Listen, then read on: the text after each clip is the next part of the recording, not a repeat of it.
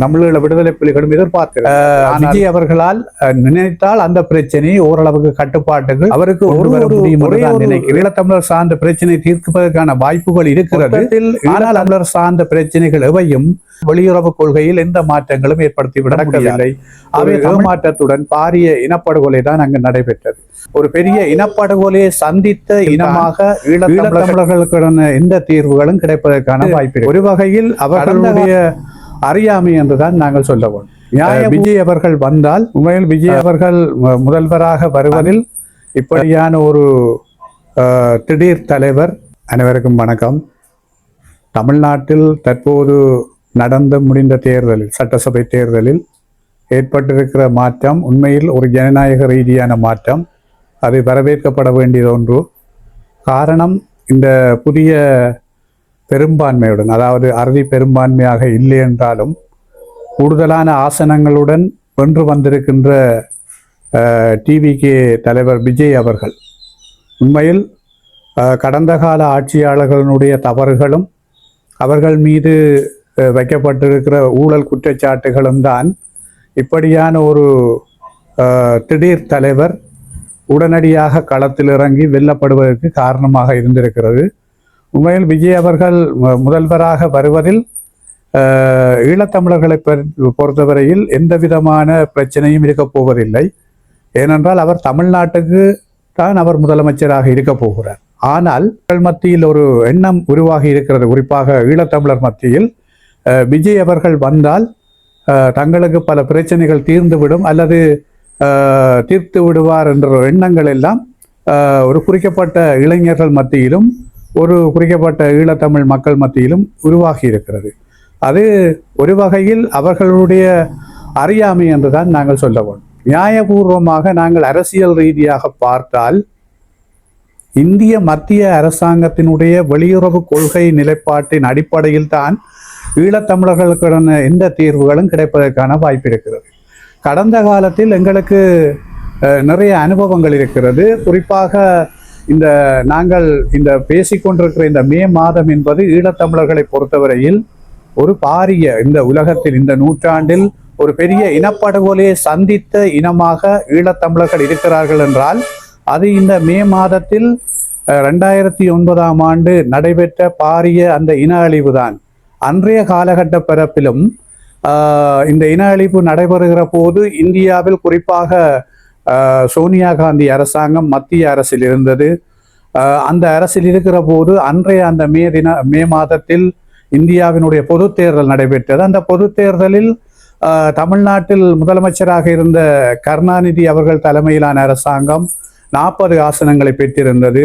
அந்த யுத்தம் கோரமாக நடைபெற்று கொண்டிருக்கிற போது அந்த சோனியா காந்தியை அந்த யுத்தத்தை தடுத்து நிறுத்தக்கூடிய வகையில் அந்த 40 ஆசனங்களையும் கருணாநிதி பயன்படுத்துவார் அல்லது கருணாநிதியினுடைய மகன் அன்றைய செயல் தலைவராக இருந்த பின்னாளில் முதலமைச்சராக இருந்த மு.க. ஸ்டாலின் அவர்கள் பயன்படுத்துவார் என்று வன்னி பெருநில பரப்பில் நின்ற அத்தனை மக்களும் போராட்ட இயக்கம் தமிழீழ விடுதலை புலிகளும் எதிர்பார்த்திருந்தார்கள். ஆனால் துரதிருஷ்டவசமாக அது நடக்கவில்லை. ஒரு ஏமாற்றத்துடன் பாரிய இனப்படுகொலை தான் அங்கு நடைபெற்றது. அதே போலதான் இப்பொழுதும் இந்த மே மாதத்தில் 2026 சட்டசபை தேர்தல் நடந்து முடிந்திருக்கிறது. இந்த தேர்தல் முடிந்ததன் பிற்பாடு ஒரு பாரிய எதிர்பார்ப்பு மக்கள் மத்தியில் இருக்கிறது. இந்த விஜய் அவர்கள் ஏதாவது தங்களுக்கு செய்வார் என்று. உண்மையில் இன்றைக்கு விஜய் அவர்களை பொறுத்தவரையில் ஆட்சி அமைப்பதற்கு, அதாவது முதலமைச்சர் பதவியை ஏற்றுக்கொள்வதற்கு அவர் பெரும்பான்மை காட்ட வேண்டிய சூழலில் அவர் பேசிக்கொண்டிருக்கிற பிரதான தரப்பாக இருப்பது அன்று எங்களை 2009 இனவழிப்பு செய்த மத்தியில் இருந்த அரசாங்கமாக 2009 இனவழிப்பு செய்த மத்தியில் இருந்த அரசாங்கமாக இன்று எதிரணியில் இருக்கிற காங்கிரஸ் அரசாங்கத்துடன் தான் கூடுதல் அந்த 5 ஆசனங்களை அவர் பெற்று ஒரு நிலப்பாட்டுகள் வந்திருக்கிறார். இன்னும் முழுமை பெறாவிட்டாலும் அவர் காங்கிரசுடன் இணைந்துதான் அந்த முதலமைச்சர் பதவியை பெற நினைக்கிறார். ஆனால் அவர் காங்கிரசுடன் அந்த ஆசனங்களை பெற்று பெற நினைக்கும் சம நேரத்தில் ஆளுந்தரப்பாக இருப்பது பிஜேபி, அதாவது பாரதிய ஜனதா தான் ஆளுங்கட்சியாக இருக்கிறது. ஆளுங்கட்சியாக அவர்கள் இருக்கிற போது இவர் எதிரணியுடன் இணைந்து முதலமைச்சர் பதவியை பெற்று ஈழத்தமிழர்களுக்கு ஏதாவது பெற்றுக் கொடுப்பார் என்று நினைப்பது அரசியல் ரீதியாக அது முட்டாள்தனம். ஒன்று நடப்பதற்கான வாய்ப்புகள் இல்லை. சாதாரணமாக இந்தியாவினுடைய மாநிலங்கள் அதிகாரங்கள் மாநிலங்களுக்குரிய அந்த தேவைப்பாடுகளை மையப்படுத்தித்தான் இருக்குமே ஒழிய அதை தாண்டி அவர்களால் வெளியுறவு கொள்கையில் எந்த மாற்றங்களும் ஏற்படுத்திவிட முடியாது. ஆகவே தமிழ்நாட்டில் எங்களுக்கான ஒரு ஆதரவு குரலை கொடுக்க முடியுமே ஒழிய, தமிழ்நாட்டில் இருக்கிற சக்திகள் எங்களுக்கான ஒரு ஆதரவு குரலை கொடுக்க முடியுமே தவிர எங்களுடைய பிரதான பிரச்சனைகளில் அவர்கள் நேரடியாக தலையிட்டு இந்த பிரச்சனையை தீர்த்து கொள்ள முடியாது. அதே நேரம் அவர்கள் மத்திய அரசாங்கத்துக்கு சார்பான ஒரு மாநில அரசு இருக்குமாக இருந்தால், இப்பொழுது உண்மையில் விஜய் அவர்கள் ஆட்சிப்பீடம் ஏறுகிற போது பாரதிய ஜனதாவினுடைய அனுசரணையில் ஆட்சிப்பீடம் ஏறுவாராக இருந்தால் சில வேளைகளில் அந்த மாற்றங்கள் ஏற்படுவதற்கான வாய்ப்புகள் இருக்கிறது. ஆகவே மொத்தத்தில் ஈழத்தமிழர் சார்ந்த பிரச்சனைகள் எவையும் இந்த தமிழ்நாட்டில் பாஜக, அதாவது மத்தியில் ஆளுந்தரப்பாக இருக்கிற அரசாங்கத்தை தாண்டி ஏனைய தரப்புகளுடன் இணைகிற எந்த முதலமைச்சராலும் மேற்கொள்ள முடியாது, தீர்க்கப்படுவதற்கான வாய்ப்புகள் இல்லை. ஆனால் விஜய் அவர்கள் வந்தால் அவருக்கு ஒரே ஒரு ஈழத்தமிழர் சார்ந்த பிரச்சனை தீர்ப்பதற்கான வாய்ப்புகள் இருக்கிறது. ஆனால் அதை அவர் எவ்வாறு தீர்ப்பார் என்பது ஒரு கேள்விக்குறியாக இருக்கிறது. என்றால் தேர்தல் காலத்தில் அவர் கச்சதீவை மீளப் பெறுவோம் என்று சொல்லியிருப்பதன் அடிப்படையில் இந்த மீனவர் பிரச்சனை எப்படி அவர் தீர்த்துக் கொள்வார் என்ற கேள்வியும் அங்கே இருக்கிறது. ஆனால் அது தேர்தல் கால வாக்குறுதியாக இருந்தாலும் அதை தாண்டி இந்த இழுவைமடி படகு பிரச்சனை இன்றைக்கு வடக்கு மீனவர்களை பாரிய அளவில் அவருடைய வாழ்வாதாரத்தை அழித்தொழித்துக் கொண்டிருக்கிறது.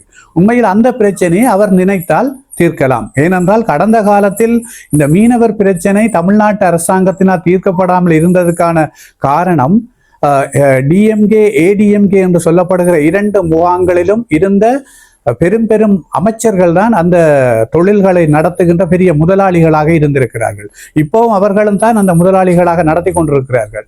ஆகவே அவர்கள் இன்றைக்கு ஆட்சி அதிகாரம், ஆளும் அதிகாரம் இல்லாமல் சென்றபடியால் நான் நினைக்கிறேன் விஜய் அவர்களால் நினைத்தால் அந்த பிரச்சனையை ஓரளவுக்கு கட்டுப்பாட்டுக்கு கொண்டு வர முடியும் என்று தான் நினைக்கிறேன். அவ்வாறு அவர் கட்டுப்பாட்டுக்கு கொண்டு வர நினைத்தாலும் அவருக்கு எதிராக அங்கு ஆர்ப்பாட்டங்களும் அல்லது அவர் ஒரு மட்டுமட்டான ஒரு ஆட்சிக்குள் ஆதரவை பெற்று வருகிற போது அதை அவருடைய ஆட்சியை கவுப்பதற்கான சந்தர்ப்பங்களும் வருவதற்கான வாய்ப்புகள் தான் இருக்கும். ஆகவே மொத்தத்தில் விஜய் அவர்களினுடைய எதிர்பார்ப்பை தமிழ் மக்கள் அதிகமாக அதாவது மக்கள் மத்தியில் பரப்புரை செய்வது அது உண்மையிலேயே ஒரு அரசியல் ரீதியாக அறியாமை என்றுதான் நாங்கள் சொல்றோம்.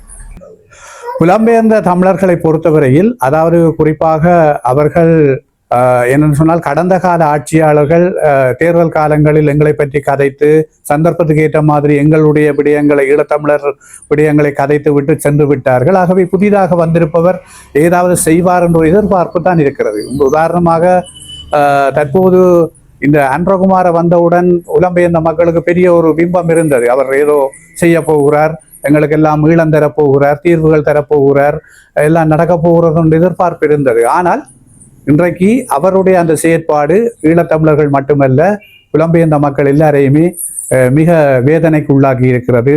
வந்து கடந்த கால ஆட்சியாளர்களை விட மிக மோசமாக எங்களை ஒரு அடக்குமுறைக்குள்ளும் எங்களுடைய அடிப்படை விஷயங்களில் எந்த கரிசனையும் இல்லாமல் இருக்கிறார். அதே போல அப்படி ஒரு எதிர்பார்ப்பு தான், அப்படி ஏமாற்றம் அடைந்தது போல இப்போ புதிதாக வந்திருக்கிற ஒரு ஆட்சியாளர் வந்தால் தமிழகத்தில் அவர் மூலமாக ஏதாவது ஒரு மாற்றம் வருமா என்று எதிர்பார்க்கிறார்கள். உண்மையிலேயே ஆட்சி ஜனநாயக ரீதியான ஆட்சி முறையில் ஆட்சியாளர்கள் மாறி மாறி வர வேணும். தேர்தல் காலங்கள் வருகிற போது மாறி மாறி வருகிற போதுதான் மாற்றங்கள் என்னென்ன நடக்கிறது என்பதையும் ஊழல்களை கட்டுப்படுத்த முடியும், நாட்டினுடைய அதாவது முன்னேற்றத்தில் வித்தியாசங்கள் தெரியும். ஆகவே அப்படியான ஒரு எதிர்பார்ப்பு விஜய் அவர்கள் வந்தாலும் ஏதாவது நடக்குமா என்ற எதிர்பார்ப்பு தான் புலம்பெயர்ந்த மக்கள் மத்தியிலும் இருக்கிறது. இலங்கை ஜனாதிபதி என்பவர் வேறு, விஜய் என்பவர் வேறு. அதாவது விஜய் என்பவர் அந்த இந்தியாவினுடைய ஒரு மாநிலத்தினுடைய முதலமைச்சரை ஒழிய அனுரகுமார ஜனாதிபதி என்று சொல்லப்படுபவர் ஒரு நாட்டின் தலைவர். அந்த இன்றைக்கு எங்களுடைய நாட்டின் தலைவர் நிறைவேற்று அதிகாரம் கொண்ட ஒரு ஜனாதிபதி. அவர் நினைத்தால் நிறைய விஷயங்களை செய்ய முடியும், நிறைய விஷயங்களை சாதிக்க முடியும். ஆனால் விஜய் அவர்களால் அப்படி ஒரு அதாவது தமிழக முதல்வரால் அப்படியான விஷயங்கள் எவையுமே பெரிய அளவில் சாதிக்க முடியாது. அது ஒரு இன்றைக்கு எங்களோட மாகாணங்கள் ஆளுநர்கள் எப்படி இருக்கோ அங்கேயும் அவரும் ஒரு ஆளுநர்கள் தான் இருக்கிறார். இன்றைக்கு அவருடைய இந்த பதவியேற்பு நிகழ்வை நாங்களே ஒரு உதாரணமாக கொள்ளலாம், எப்படி ஏமாற்றி நடந்து கொண்டிருக்கிறது. உண்மையில் விஜய் அவர்களுக்கு அப்படியான கண்டிஷன் அங்கிருக்கிற அரசியல் அமைப்பின் படி போட முடியாது ஆளுநர். உண்மையிலே அவரை கூப்பிட்டு அவருக்குரிய பதவி பிரமாணத்தை கொடுத்துட்டு அவர் சட்டசபையில் பெரும்பான்மை காட்டுமாறு சொல்லலாமே தவிர நீங்கள் பெரும்பான்மை லிஸ்ட் விவரங்களோடு வாருங்கள் என்று அவர் உண்மையிலே சொல்ல முடியாது. அதுக்கு நான் நினைக்கிறேன் பல நியாயமாக கலைக்கக்கூடிய தலைவர்கள் கண்டனம் தெரிவிச்சிருக்கிறார்கள். கூடுதலாக விஜய் பதவியேற்ற பிறகு இலங்கை மலையாள மக்களுக்கு ஒரு சரியான கொடுத்து இல்லை, உண்மையிலே ஒரு சிரிப்பாகவும் வெக்கக்கேடாகவும் இருக்கு. இவ்வளவு தூரம் ஒரு மிக பலவீனமான அரசியல்வாதிகள் அரசியல் விளங்காமலா இந்த இலங்கை பாராளுமன்றத்துக்கு இருக்கிறார்கள் என்று சொல்லி, அதாவது நான் ஊடகத்தில் பார்த்தேன், சமூக வலைத்தளங்களில் இப்போ இலங்கை பாராளுமன்றத்துக்குள் விஜய்க்கு வாழ்த்து சொன்ன அவ்வளவு பேரும் அவர்களுக்கு ஆட்சி கொடுப்பதற்கு போய் ஆதரவு தெரிவிக்க வேண்டும் என்று நக்கலாக போட்டிருப்பாரு. அப்படியான ஒரு மிக ஒரு கேவலமான நிலைமைதான். உண்மையில ஜீவன் தொண்டமான் மலையக மக்கள் தொடர்பான பிரச்சனையில் A to Z தெரிஞ்ச ஒராள், தொடக்கத்தில் முடிவு மட்டும் தெரிஞ்ச ஒராள். அவர் சிறுவனாக இருந்தாலும் அவருடைய வரலாறுகள் கூடுதலாக தெரிந்தது. அவர்களுடைய குடும்பமே அந்த அரசியலை மையமாக கொண்டுதான் இருக்கு. ஆனபடியால அப்படி விஜய் அவர்கள் அந்த பிரச்சனையை தீர்ப்பாருன்னு சொல்லியிருந்தால் ஏன் மு.க. ஸ்டாலின் அவர்களை கொண்டு வந்து இந்த பிரச்சனையை தீர்த்திருக்கலாம்.